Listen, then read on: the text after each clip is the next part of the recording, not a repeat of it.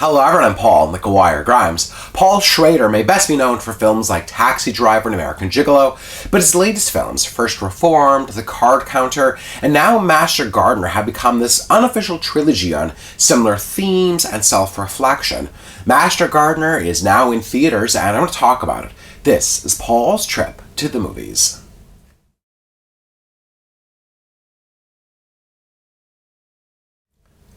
Joel Edgerton stars as the title character. His character, Narvel Roth, runs and cares for the gardens at the estate of Sigourney Weaver's character, Norma Haverhill.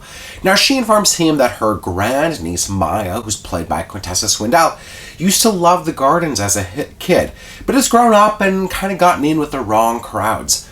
Norma is her only remaining family and feels that it's necessary for Narvel to take her in and teach her the ways of the gardens in hopes of steering her in the right direction. Paul Schrader's Master Gardener may be just for Paul Schrader fans only. Now, having seen First Reformed and The Card Counter, it was easier to sink into what Schrader was working toward. The opening credits feature flowers blooming, which to me clearly felt like a metaphor for the central character, opening up to a new path in life. Now, he continues to use narration to explain himself to the audience. Now, this storytelling device comes out through Narvel's journal entries, many of which describe the life cycle of flowers and other earthly metaphors, with Schrader then commenting on how we're, no longer connected to nature, the soil that we walk on, etc. Overusing narration normally bothers me, as it really feels lazy, but I actually think it works here as part of Narvel's act of personal reform. There are some racial tensions that's palpable early on between Narvel and Maya, and it comes out later that Narvel was once part of a white supremacist group, full of tattoos to prove the life that he once had. Schrader asked the audience to see this as a reflection of a changed man, learning to move on from the hateful past he once had. And much like he did with The Card Counter, he uses plenty of jarring flashbacks to Narvel's former life. Now, the film starts off with a fairly slow pace, with the conflict brewing underneath the surface. You can really feel it in what's unsaid, that unspoken nature between these characters, despite then all the wordy narration on top of it. Only in the second half does it really start to pick up and become interesting. Schrader's written some really fascinating characters, played pointedly by this cast. Sigourney Weaver is easily believable as the wealthy, privileged woman who believes money can buy her anything, from relationships to material things, and then uses blackmail and betrayal because of the good that she's done. I just wish that she was given more screen time. Joel Edgerton is equally measured and disturbing in how we find Narvel.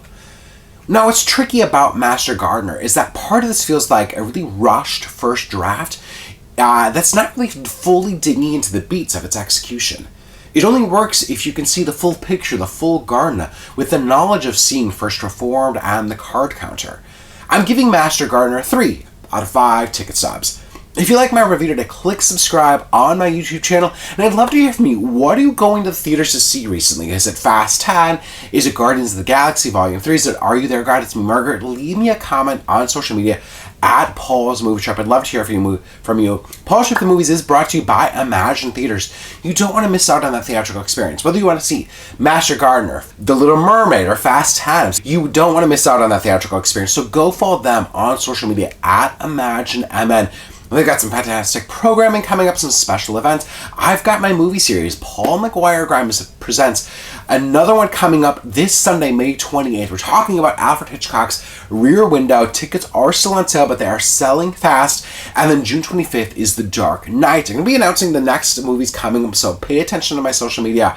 Paul's Trip to Movies is also brought to you by Popped Corn. Now, maybe you just want to sit at home instead, catch up on your streaming shows, your DVR. You're going to want to have some popcorn on hand, so go place an online order. It's really easy to pick out your favorite flavors through the website, place an order, and then you can just pick it up when you go to the store. Or if you just want to try it out for the first time, head into the store, try some samples. They'll let you try some of their over 80 flavors, whether you want something salty, sweet, savory, chocolatey, fruity. There's literally a flavor for anyone that walks in the store. So go stop in the store today and follow them on social media at PopcornMN. I know you're going to love it. Thank you so much for watching my review of Master Gardener. This is Paul's trip to the movies.